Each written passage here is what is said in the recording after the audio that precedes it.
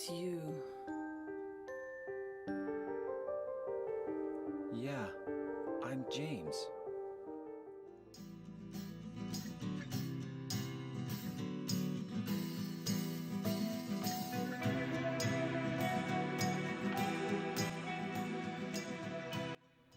There are many theories and speculations about Silent Hill 2 and the meaning behind it. Is everything happening for real and James Sunderland is being punished for the crimes that he committed? Is everything happening in an alternate dimension? Could everything just be in his mind? Silent Hill is a convoluted mess of contrived theories, but amidst all the chaos, juxtaposed inside is the beauty that everything you think and know about Silent Hill is true and false. There is no true answer other than what you choose to believe, so voice what you believe. This brings us to today's video. The video where we discover that Eddie Dombrowski and Angela Orozco are mere figments of James's imagination. Again, this video will feature spoilers, so if you don't want to ruin this experience if you've never played the game before, yes, I know there are some of you out there, stop watching this video now. In my last video, I discussed the 5 stages of grief and that the only 2 real people in Silent Hill are James and Mary. If you haven't seen it yet, I'll leave a link in the description below. Let's look back real quick on the details of Laura and Maria and how they were also creations of James's mind.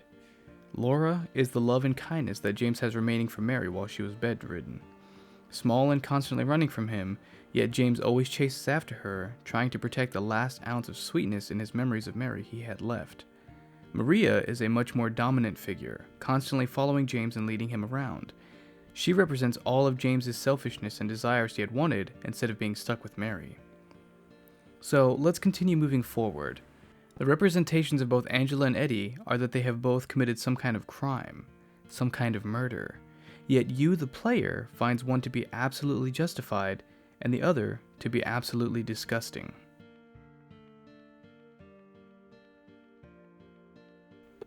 The story of Angela is that she was abused physically and sexually by her father, and it's insinuated even by her brother as well. Are you okay?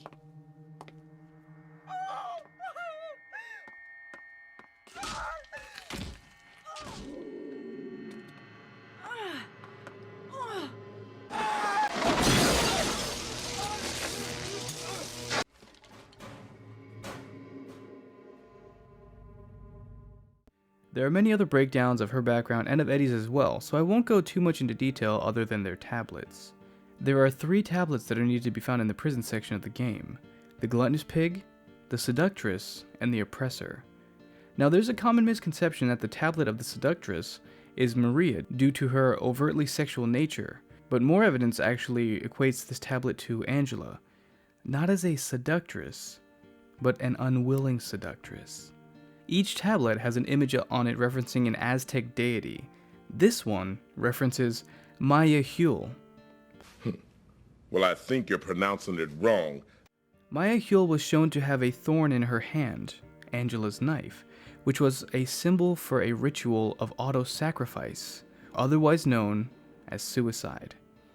Angela is a projection of James's justification for murdering Mary.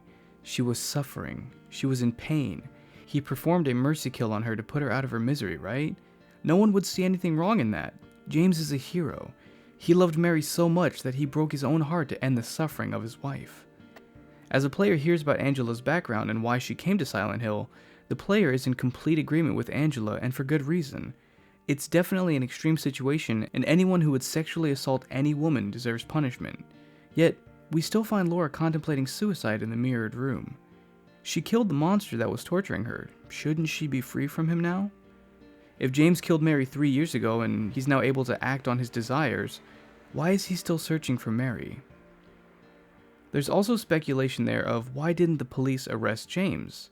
Well, there's a theory that Mary didn't die 3 years ago. This is why James is on the run, and how Laura met Mary a year ago, and why Mary was able to give Laura a birthday card a few weeks before her birthday.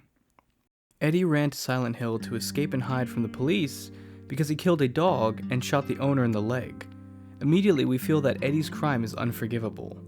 Even though he didn't actually kill a person, his crime is still terrible. We, the player, feel that Eddie should be punished for what he did. The tablet which represents Eddie is the gluttonous pig for obvious reasons. The Aztec deity on this tablet is... yeah, I can't pronounce that. Tlahu was known for attempting to murder and his willingness to murder when he was angry. When James killed Mary, people could be torn between James's mercy killing of his wife. He did put her out of her misery, which is similar to pulling the plug on someone's life support. Although James smothered her with a pillow. He always busted my balls. You fat, disgusting piece of shit. You make me sick. James created Angela and Eddie as contrasting facets of his guilt. On one hand, he feels justified for what he did, while on the other, he feels complete guilt.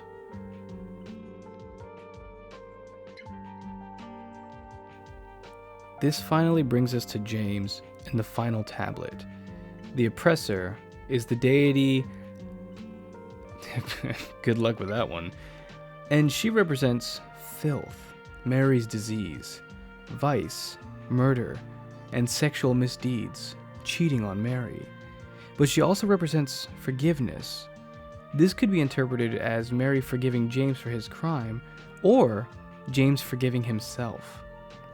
So now that we've got all the pieces together, how can we theorize that Angela and Eddie are no more than projections of James's imagination? Well, as well as the similarities between what brought them to Silent Hill, the act of murder and running away, could also be this. If you look at the image of the oppressor, you can see the deity and a man trying to grab her breast. As I said earlier, the oppressor means filth, vice, and sexual misdeeds, but also forgiveness, but specifically forgiveness for sexual misdeeds. This can very heavily be attributed to Angela, just like the seductress, or more specifically, the deity can be attributed to James by two things. The goddess in the story is running and hiding from Tsitsimime, star demons, which also just so happen to look like this. Notice any similarities? How about the fact that their heads are adorned with giant decorative metal gear? The other similarity? By auto-sacrifice. This shows us that the tablets between Angela and James can be interchanged. Well, how about Eddie? The oppressor signified wicked and immoral nature, vice, which Eddie of course finds it okay to murder anyone who talks bad about him. The gluttonous pig can be attributed to James in a very simple way of changing the meaning of the word pig. While pig can easily mean someone who eats too much, it's also widely used as an insult to call someone who mistreats or objectifies women. James's act of lustfully wanting women while his wife was bedridden from her disease. Now this is a very strong detail in the game, as each enemy represents some form of sexuality and lust. So if this is the case, can Eddie and Angela's be interchanged? No. This is the fact that they are complete contrasts of each other. Angela and her story was created as an extreme that we would agree with, and Eddie's is the exact opposite. A murder, though not of a human, and we all agree that he deserves to be punished. James cannot decide which side of the spectrum he sits on because of his desire to be punished. The final piece of evidence that I have which could prove that everyone is in James's mind is the fact that James bumps into everyone in the strangest locations. Laura and Angela at the hotel. Did they row a boat to get down there by themselves, or did they hitch a ride together? Eddie in the prison. James jumps through giant holes in the ground and just so happens to find Eddie. And Maria, who keeps dying and showing up later. What the fuck, lady? Stop flip-flopping! If that's not enough evidence to support this theory, then that's absolutely fine. Silent Hill is supposed to be ambiguous, and you're supposed to take what you get from these stories, much like any real great piece of art.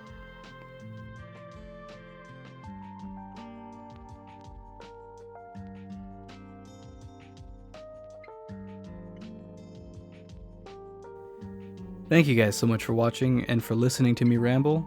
If you like this video and would like to see more theories and explanations, or would just like to see something more specific, leave me a comment down below to let me know. Hit the subscribe button as it really helps me out, and ring that bell if you'd like to be notified. I'll see you guys on the other side. Bye bye!